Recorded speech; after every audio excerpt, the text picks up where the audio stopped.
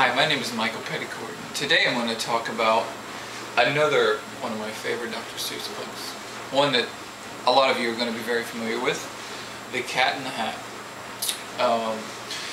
The Cat in the Hat was published in 1957. It was actually the first Dr. Seuss beginner book that started the whole series of books for younger readers.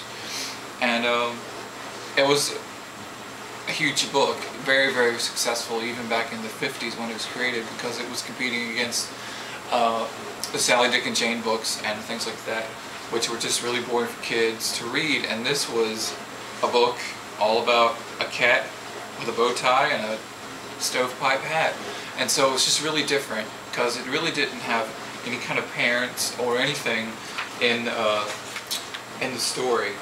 It was just mainly about some kids staying home alone, and it was raining and they were bored. And it's just a fun book. It's a really good book. I mean, it introduces this crazy character who you know, has been involved in many different Dr. Seuss books throughout the years, whether it be the dictionary or the sequel Cat in the Hat Comes Back, or The Cat's Quizzer, or several, I Can Read With My Eyes Shut. There's several books that the Cat in the Hat was involved in, several movies and spin-offs and things like that, including the short-lived show back in the 1990s on Nickelodeon, the Fabulous World of Dr. Seuss. So it's a fun book. I mean, he's rhyming, and it's got all kinds of simple words, and kids can read it when they're first learning how to read. And I think that's one of the greatest things about this book. You know, it has simple one-syllable words, and it's got lots of repetition, and it's fun, and it's got a lot of crazy images, and you know, it's got this fish that says, "No, no, no, not when your mother's out. We can't be doing this. Get this cat out." And you know, and he just causes all kinds of destruction and frustration all over the house, and the kids are kind of like, "What are we gonna do? What are we gonna do? Our mom's gonna be home soon. We gotta get this cat out of here. How can we fix it?" And things just keep escalating and getting worse and worse. And then they have thing 1 and thing 2, and you know, it just starts getting crazier and crazier.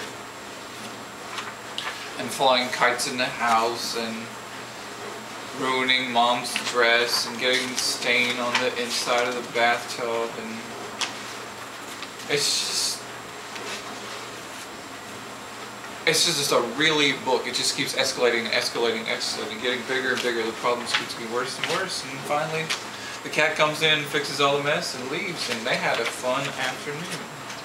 And again, you never see the parents, so it's all about the kids kind of being their own adults in a way. They're staying at home, they're taking care of themselves because mom's out. So it was definitely a cutting-edge, influential book back then. A lot of administrators and things, teachers in schools, did not want to have kids to read this. They thought it was dangerous to kids' minds to get them to read this kind of thing, get them putting ideas in their heads.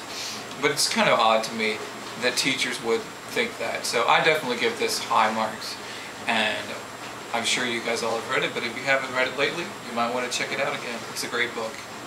Thanks for watching. Bye.